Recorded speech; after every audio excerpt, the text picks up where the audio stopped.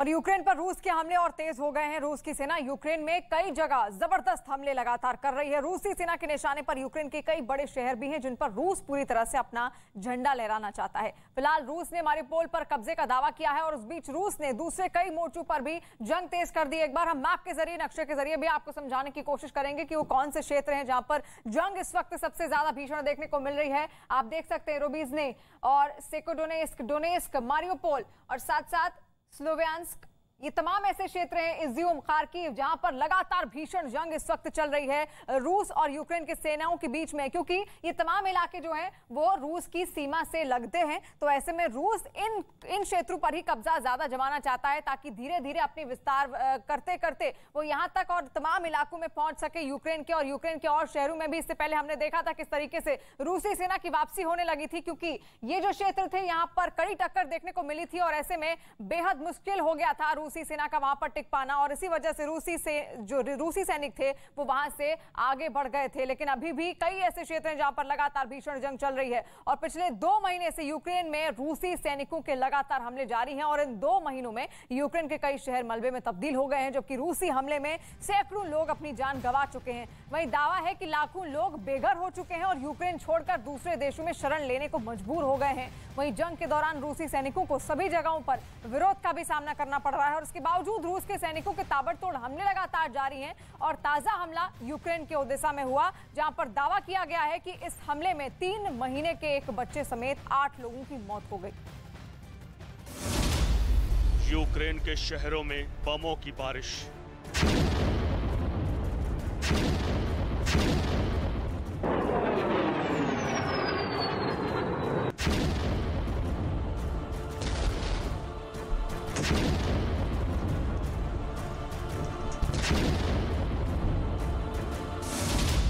ताबड़तोड़ मिसाइलों से हमला।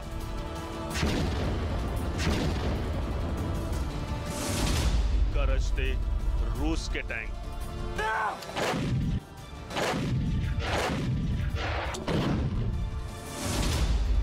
और राख में तब्दील शहर।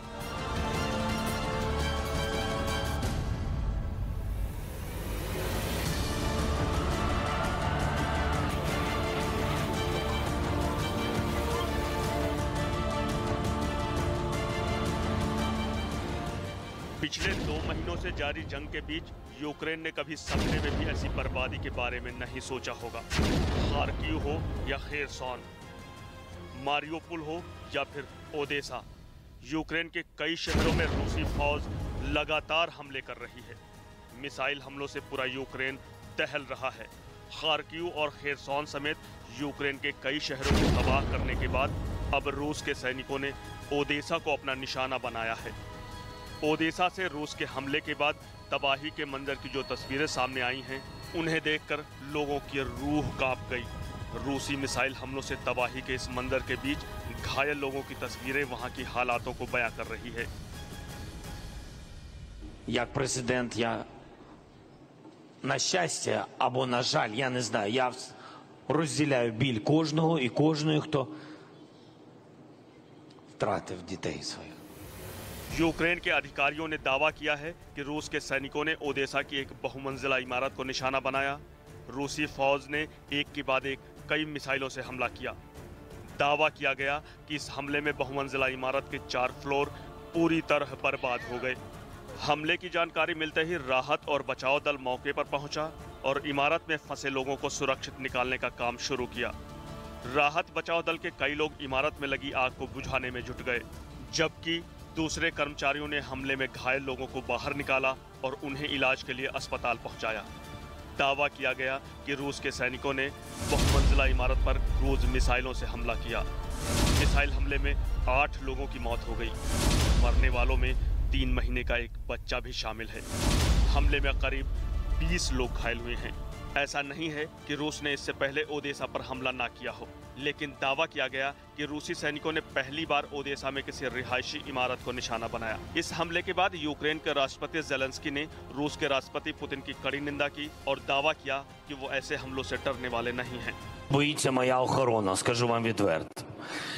І дуже боїться моя сім'я.